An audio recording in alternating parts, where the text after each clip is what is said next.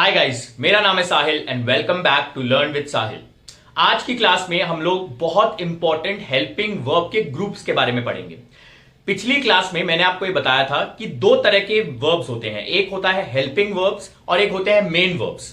Helping verbs के हमने 4 groups पढ़े थे और मेन वर्ब्स के 2 टाइप्स और 4 फॉर्म्स हमने पढ़ी थी। अगर वो वीडियो आपने नहीं देखा है तो प्लीज जाके देखें, आपको स्पोकन इंग्लिश से रिलेटेड बोलने में और वर्ब्स को बोलते वक्त यूज करने में हेल्प मिलेगी। ठीक है, तो अब हम शुरू करते हैं। सबसे पहले आज हम जो बात करने वाले हैं वो हम हेल्पिंग वर्ब्स के पहले ग्रुप के बारे में बात करेंगे, वो है डू, डज और डिड। ठीक है, अब मेरी बात आप अच्छे से समझेंगे। देखिए, मैं जानता हूं कि आपने डू, डज, डिड के बारे में बहुत कुछ सुना होगा, बहुत कुछ पढ़ा होगा, सारी चीजें की होगी, लेकिन बच्चे द प्रॉब्लम इज कि जब हम पढ़ते हैं ना तो हमें यह पता होता है कि इन्हें कहां यूज करना है, कैसे, लेकिन जब हम बोलते हैं तो हमें उस वक्त वो वर्ड नहीं आता है या फिर वो हम लोग नहीं बोल पाते हैं। ठीक है, तो डू, डज, डिड के जो कॉन्सेप्ट्स मैं आज आपको बता रहा हूं वो आपको याद रखने हैं to improve your spoken English, और आपके इंग्लिश के कॉन्सेप्ट जो है डू, डज, डिड से रिलेटेड वो क्लियर हो जाएंगे। ठीक है, तो डू, डज, डिड जो है, सबसे पहले डू, डज, डिड 2 तरीके से यूज होते हैं। नंबर 1, इनका यूज हम लोग करते हैं एज अ हेल्पिंग वर्ब्स। ठीक है, पिछली क्लास में मैंने आपको बताया था, इन्हें हेल्पिंग वर्ब्स के ग्रुप के अंदर मैंने आपको डाल के मैंने कहा था कि ये एक ग्रुप है हेल्पिंग वर्ब का, वो हेल्पिंग वर्ब की तरह यूज होते हैं डू, डज, डिड। और दूसरे जो ये यूज होते हैं वो ये मेन वर्ब की तरह भी यूज होते हैं। ठीक है, हेल्पिंग वर्ब और मेन वर्ब दोनों ही तरीके से ये जो है ये डू, डज और डिड हमारे यूज होते हैं इंग्लिश के अंदर। ठीक है, अब डू, डज, डिड इसमें तो यूज हो गया, हेल्पिंग वर्ब, मेन वर्ब कैसे यूज होते हैं और कैसे हमें इसको यूज करना है उसके बारे में समझेंगे। देखो, सबसे पहले एक कॉन्सेप्ट और समझते हैं। देखो, जब भी हम बात करते हैं डू, डज और डिड की, तो हेल्पिंग वर्ब की तरह तो ये यूज होते हैं, लेकिन मैंने आपको ये बताया था कि जो हेल्पिंग वर्ब होते हैं ना, हेल्पिंग वर्ब के बाद हमेशा एक मेन वर्ब आता है। ठीक है, और वो मेन वर्ब कौन सी फॉर्म का आएगा वो कौन डिसाइड करेगा, वो हमारे ग्रुप डिसाइड करेंगे। 4 हेल्पिंग वर्ब के ग्रुप मैंने आपको पिछली क्लास में बताए थे। पहले ग्रुप में डू, डज, डिड था, दूसरे ग्रुप में हैज, हैव, हैड था, तीसरे ग्रुप में 5 वर्ब्स थे, is, am, are, was, were, और चौथे ग्रुप में can, could, shall, should, will, would, may, might, must, ये 9 थे। ठीक है, तो 20 हेल्पिंग वर्ब्स की लिस्ट मैंने पिछले क्लास में आपको दी थी और मैंने उसको एक्सप्लेन भी किया था क्या उसके बाद में क्या रूल्स हैं, क्या कॉन्सेप्ट्स हैं। ये आपको बस आज समझना है कि डू, डज, डिड के बाद जब ये हेल्पिंग वर्ब की तरह यूज होते हैं तो इनके बाद मेन वर्ब की हमेशा फर्स्ट फॉर्म आएगी। कौन सी फॉर्म आएगी? First form of main verb use होगी हमेशा डू, डज, डिड के बाद जब ये हेल्पिंग वर्ब बनेंगे। ठीक है, एग्जाम्पल के साथ और मैं थोड़ा सा इसको समझाता हूं। देखो, पहले देखो, डू और डज को हम अलग कर लेते हैं और डिड को अलग कर देते हैं। क्यों अलग कर रहे हैं? क्योंकि डू, डज जो है ये दोनों तो यूज होते हैं प्रेजेंट के लिए, और जो हमारा डिड होता है ये हमेशा पास्ट के लिए यूज होता है। ठीक है, ये आप हमेशा याद रखें, डू, डज प्रेजेंट के लिए और डिड पास्ट के लिए। ठीक है, अब प्रेजेंट में क्या, देखो, डू और डज हमेशा सिंपल प्रेजेंट टेंस के हमेशा आपके नेगेटिव वाले सेंटेंसेस और उसके साथ साथ में ही क्वेश्चन वाले, यानी हम इनको इंटेरोगेटिव भी बोलते हैं, क्वेश्चन वाले या फिर नेगेटिव सेंटेंसेस को बनाने में हमारे काम आता है डू और डज, जब वो हेल्पिंग वर्ब की तरह ये काम में आते हैं। ठीक है, और डिड जो है वो यूज में आता है सिंपल पास्ट टेंस के नेगेटिव और क्वेश्चन बनाने में। किसमें? सिंपल पास्ट टेंस के नेगेटिव और क्वेश्चन बनाने में, वही वाले दोनों जो मैंने यहां लिखे हैं, नेगेटिव और क्वेश्चन को बनाने में। ठीक है, अब आप देखिए, ये 2 टेंसेस होते हैं बच्चे, सिंपल पास्ट टेंस और सिंपल प्रेजेंट टेंस। अगर आपको नहीं आता है कॉन्सेप्ट, जैसे आपने कहीं ना कहीं थोड़ा बहुत पढ़ा होगा, लेकिन अगर नहीं आता है तो आगे आने वाले वीडियोस में हम लोग इनको बहुत ही डिटेल में और एकदम इजी कॉन्सेप्ट में स्पोकन के पॉइंट ऑफ व्यू से पढ़ेंगे। लेकिन अभी आप ये समझ लें, सिंपल प्रेजेंट टेंस और सिंपल पास्ट टेंस। देखो, मैं एक ट्रिक भी बताता हूं आपको कैसे याद रखना है। सिंपल प्रेजेंट टेंस को याद रखने का तरीका यह, सिंपल प्रेजेंट टेंस का क्या होता है, जहां पे भी वर्ब की फर्स्ट फॉर्म लग जाएगी वो सिंपल प्रेजेंट टेंस हो जाएगा। समझ में आ रहा है? जहां भी वर्ब की फर्स्ट फॉर्म लगेगी वो सिंपल प्रेजेंट टेंस होगा। तो मैंने आपको कहा सिंपल प्रेजेंट टेंस का एक आइडेंटिफिकेशन हमारे पास आ गया कि वर्ब की फर्स्ट फॉर्म जब भी लगेगी तो हमारा सिंपल प्रेजेंट टेंस होगा। और ऐसे ही सिंपल पास्ट टेंस का आइडेंटिफिकेशन क्या है कि वर्ब की अगर सेकंड फॉर्म लगेगी तो सिंपल पास्ट टेंस आएगा। समझ में आ रहा है? तो फर्स्ट फॉर्म आपका हमेशा सिंपल पास्ट प्रेजेंट टेंस में फर्स्ट फॉर्म लगेगी और सिंपल पास्ट टेंस में सेकंड फॉर्म लगेगी। जैसे मैंने कहा, I go to school daily, I go to school daily. अब I go to school daily, daily में क्या है? फर्स्ट फॉर्म लग रही है ना, गो, मैंने आपको क्या बताया था, मेन वर्ब की 4 फॉर्म्स होती हैं, first form, second form, third form और फोर्थ फॉर्म। अगर आपने नहीं देखा है पुराना वीडियो तो उसमें देख लें, उसमें कॉन्सेप्ट बताए हैं। तो मेन वर्ब की 4 फॉर्म्स में से अगर फर्स्ट फॉर्म लग रही है किसी भी सेंटेंस में तो वो सिंपल प्रेजेंट टेंस होगा, और अगर सेकंड फॉर्म लग रही है तो वो सिंपल पास्ट टेंस होगा। बस इतना याद रख लो, उसके अलावा कुछ जरूरत नहीं है। अब जैसे मैंने कहा I go to school daily, तो आई गो टू स्कूल डेली में क्या होगा, फर्स्ट फॉर्म लग रही है ना, आई गो टू स्कूल डेली, और सेकंड फॉर्म जब लगती है तो गो का सेकंड फॉर्म क्या होता है, वेंट। 4 फॉर्म होती है ना, गो, वेंट, गॉन और गोइंग, ठीक है। तो वेंट सेकंड फॉर्म है, तो हम अगर मैं बोलूंगा I went to school yesterday, तो इसका मतलब क्या हो गया, मैं गया, वो सिंपल पास्ट टेंस होगा, आई वेंट टू स्कूल, और I go to school simple present tense होगा। तो फर्स्ट फॉर्म लगेगी तो सिंपल प्रेजेंट, सेकंड फॉर्म लगेगी तो सिंपल पास्ट। ये आपको थोड़ा सा मैंने बता दिया कॉन्सेप्ट, बाकी आगे हम आने वाली क्लासेस में और डिस्कस करेंगे, ठीक है। तो ये हो गया डू, डज और डिड के कॉन्सेप्ट्स। डू और डज कब यूज होगा, जब हम प्रेजेंट में यूज करेंगे सिंपल प्रेजेंट टेंस के नेगेटिव और क्वेश्चन वाले सेंटेंसेस में, और डिड को हम यूज करेंगे सिंपल पास्ट के नेगेटिव और क्वेश्चन वाले सेंटेंसेस में। इनका एक एक एग्जांपल मैं आपको दे देता हूं। जैसे मैंने कहा, इसी एग्जांपल को ले लेते हैं, चलो। तो आई गो टू स्कूल डेली, ठीक है। अब I go to school daily का नेगेटिव कैसे बनाओगे, उसका नेगेटिव बनाने के लिए आप क्या बोलोगे, I do not go to school daily, ठीक है। I do not go to school daily, ये सेंटेंस हो जाएगा, किसका नेगेटिव है ये, I go to school daily का नेगेटिव है ये सेंटेंस मैंने आपको बताया, I go to school daily. थोड़ा सा मैंने टेढ़ा लिख दिया है, I go to school daily. ये जो I go to school daily है ना, ये हमारा क्या है, फर्स्ट फॉर्म है। ये कौन सा टेंस है, सिंपल प्रेजेंट टेंस है ये। तो सिंपल प्रेजेंट टेंस जो हमेशा होगा उसका नेगेटिव कैसे बनेगा, डू नॉट या डज नॉट लगा के। अब इसका कॉन्सेप्ट भी समझ लो, देखो एक बहुत इंपॉर्टेंट कॉन्सेप्ट आपको समझा रहा हूं, अच्छे से समझ लेना। देखो, जब भी हम किसी सेंटेंस को पॉजिटिव सेंटेंस से नेगेटिव सेंटेंस में बनाते हैं तो हमें एक तो हेल्पिंग वर्ब चाहिए होता है और एक चाहिए होता है मेन वर्ब, ठीक है। मैं दोबारा रिपीट कर रहा हूं कॉन्सेप्ट, अगर किसी सेंटेंस को आप पॉजिटिव से नेगेटिव में बनाना चाहते हो तो पहला तो आपको चाहिए हेल्पिंग वर्ब और दूसरा चाहिए एक नॉट, ठीक है। बिना हेल्पिंग वर्ब के नॉट नहीं आएगा, ये ध्यान रख लेना। तो यहां पे देखो मैंने, अच्छा अगर किसी सेंटेंस में हेल्पिंग वर्ब पहले से है तो वहां पे है तो फिर नॉट लगाओ और काम चलाओ। जैसे मैंने कहा I am going to school, अब I am going to school में एम क्या है, हेल्पिंग वर्ब है, तो इसका नेगेटिव कैसे बनेगा, I am not going to school. Helping verb तो ऑलरेडी है तो नॉट लगाओ और वो नेगेटिव बन गया। लेकिन जहां पे ऐसा नहीं होता, जहां पे हेल्पिंग वर्ब है ही नहीं, वहां पे क्या करोगे, वहां पे ये कॉन्सेप्ट काम में आएगा। जैसे यहां पे देखो, यहां पे कोई हेल्पिंग वर्ब नहीं है, I go to school daily. देखो अगर हेल्पिंग वर्ब को आइडेंटिफाई करने में प्रॉब्लम आ रही है, मैंने आपको कहा वो 20 जो पिछली क्लास में मैंने लिस्ट दी है आपको, उस पूरी लिस्ट को अच्छे से देख लो और उसको याद रखो यार, वो बहुत इंपॉर्टेंट है, ठीक है। तो आई गो टू स्कूल डेली, यहां पे कोई हेल्पिंग वर्ब नहीं है तो हमें क्या करना पड़ेगा, अब हम हेल्पिंग वर्ब लगाएंगे डू और डज में से कोई एक। अब देखो डू कब यूज होगा, डज कब यूज होगा, ये आता है अगला सवाल।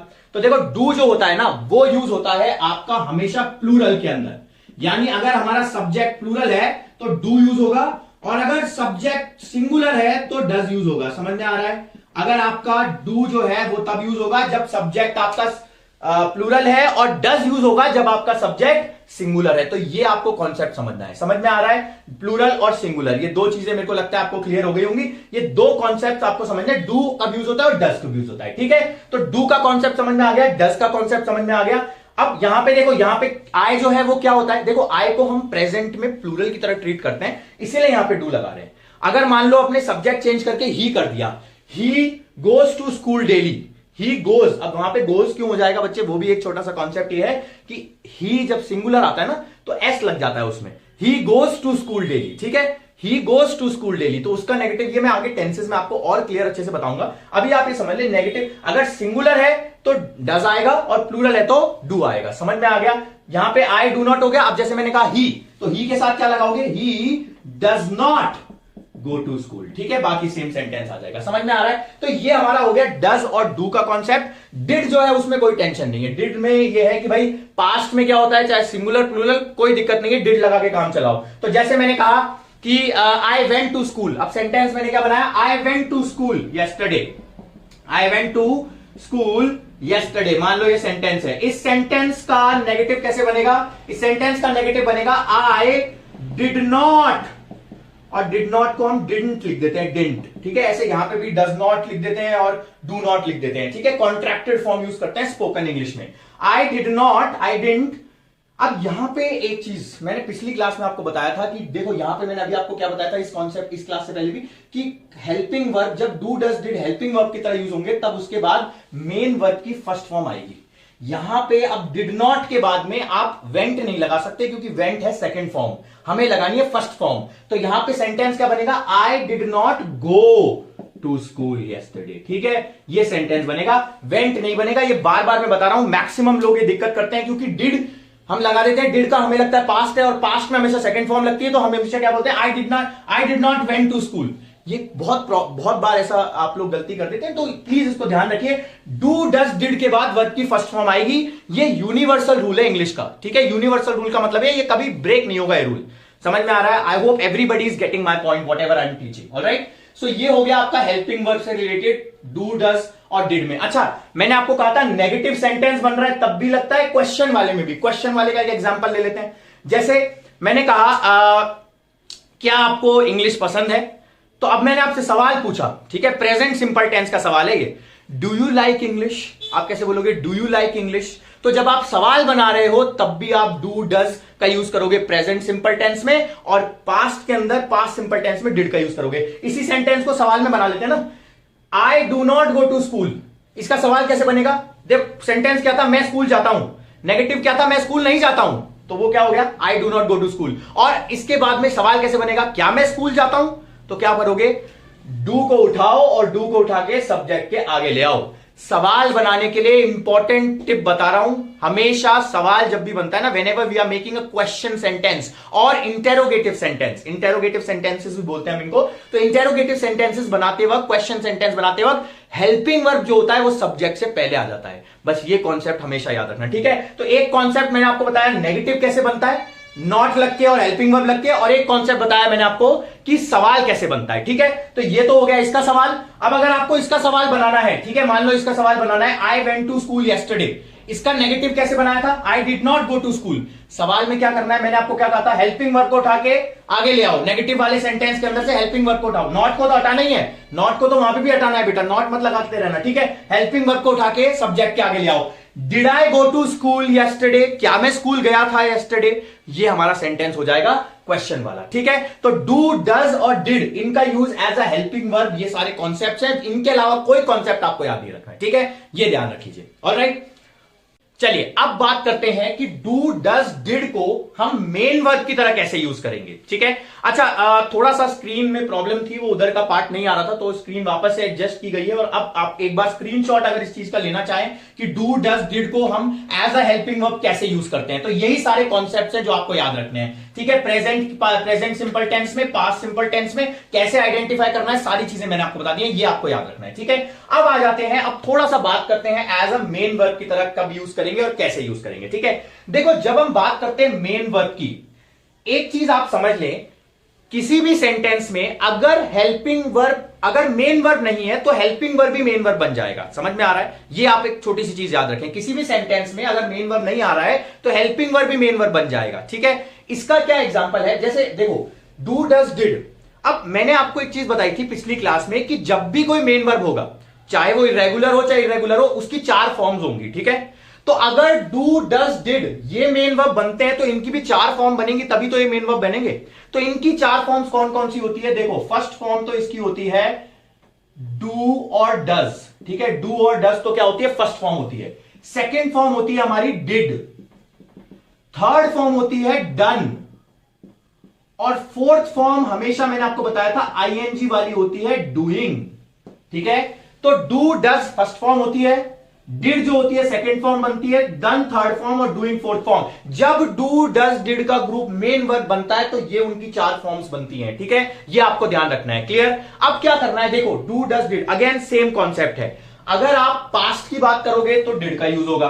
ठीक है, और अगर आप प्रेजेंट की बात करोगे तो डू और डज का यूज होगा। ठीक है ना, अब एक चीज और आप समझेंगे यहां पे, देखो डू डज डिड, यहां पे हम लोग ये 3 चीजों के बारे में वैसे पढ़ रहे थे, डन और डूइंग भी आप देख लेंगे, लेकिन एक चीज आप समझें, जब भी आप सब्जेक्ट उसके बाद में डू डज डिड लगा रहे हो एज अ मेन वर्ब, तो उसके बाद कोई मेन वर्ब नहीं आएगा। ठीक है ना, तो आप एक आइडेंटिफाई कैसे कर सकते हो, अच्छा इस सेंटेंस जब आप मेन वर्ब बनोगे, जब आप इसको मेन वर्ब बनाओगे तो उस केस के अंदर आपको क्या सेंस आएगा, जैसे मैंने कहा मैंने अपना होमवर्क किया, किया या करता हूं वाला सेंस आप आएगा इसके अंदर, ठीक है। किया या करता हूं वाला सेंस, जैसे मैंने कहा मैंने अपना होमवर्क किया, आई डिड माई होमवर्क। क्या बोलोगे? I did my homework. अब यहां पे एक चीज देखो, यहां पे देखो, ये डिड क्या है? As a main verb use हो रहा है, ये सेकंड फॉर्म ऑफ वर्ब है, सिंपल पास्ट टेंस का सेंटेंस है ये, क्योंकि आई सब्जेक्ट के बाद डिड आ रहा है। माई होमवर्क तो कोई वर्ब नहीं है, समझ में आ रहा है? तो डिड क्या है? ऑटोमेटिकली मेन वर्ब बन गया। आई डिड माई होमवर्क, मैंने अपना होमवर्क किया।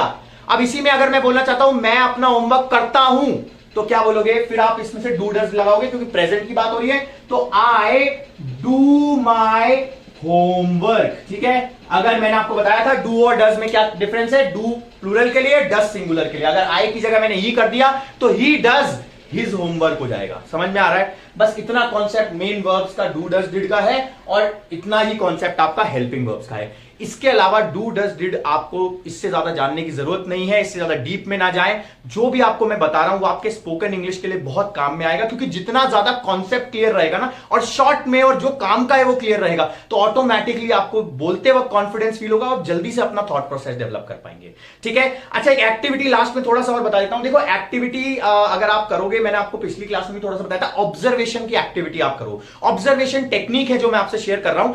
रोज डेली बेसिस पे 5-10 मिनट पढ़ो। अगर आपको अंडरस्टैंडिंग बढ़ानी है, फंडामेंटल्स बढ़ाने हैं, प्रैक्टिस करनी है, तो उसके लिए एक अलग कोर्स में लेके आ रहा हूं। उसके लिए अलग कोर्स हम लोग अपलोड कर रहे हैं सारा। We are preparing the courses, so that course, दो kind of courses will come online very soon. But तब तक के लिए अगर आप फंडामेंटल्स बेसिक से क्लियर कर रहे हैं, तो प्लीज डेली 10-15 मिनट पढ़ें। कुछ भी पढ़ें, स्टोरी बुक पढ़ें, आसान से आसान चीज पढ़ें, और पढ़ने के बाद में उसको हमेशा जब आप उसको पढ़ रहे हैं, एक चीज का ध्यान रखें, पढ़ते वक्त ऑब्जर्व करें, एनालाइज करें। एक एनालाइजेशन टेक्निक और ऑब्जर्वेशन टेक्निक, ये दो टेक्निक मैं आपको समझा रहा हूं। एनालाइज का मतलब क्या है? जैसे आपने कोई सेंटेंस पढ़ा, तो सेंटेंस पढ़ते वक्त हमेशा ध्यान रखें, एनालाइजेशन टेक्निक के अंदर आपको जो भी आप पढ़ रहे हो, जैसे डू डज डिड पढ़ा, आप जहां भी डू डज डिड मिल रहा है उसके कॉन्सेप्ट्स को देखो कि क्या हमने सही पढ़ा है, कहीं ये हेल्पिंग वर्ब की तरह यूज तो नहीं हो रहा, मेन वर्ब की तरह यूज तो नहीं हो रहा, क्या कॉन्सेप्ट्स हैं। तो ये सारी चीजें अगर आप करते जाओगे तो ऑटोमेटिकली आपका ब्रेन जो है उसे कैच करता रहेगा, ठीक है। तो ऑब्जर्व करो और एनालाइज करो, ये आपकी टेक्निक है। इसका डिटेल वीडियो मैं आगे आने वाले वीडियोस में बनाऊंगा, बट अभी के लिए इतना ही। आने वाली क्लास में हम लोग और हेल्पिंग वर्ब्स के बारे में पढ़ेंगे। अगर वीडियो अच्छा लगा हो तो लाइक करें। Thank you so much. Have a great day. Take care of yourself, guys, and stay safe and support us. Thank you so much. Bye bye. और कुछ आपको पूछना हो तो again you can contact. आप कमेंट कर सकते हैं, WhatsApp का नंबर अवेलेबल है, you can WhatsApp. Thank you so much. Bye bye, guys. Take care and stay safe. Thank you so much.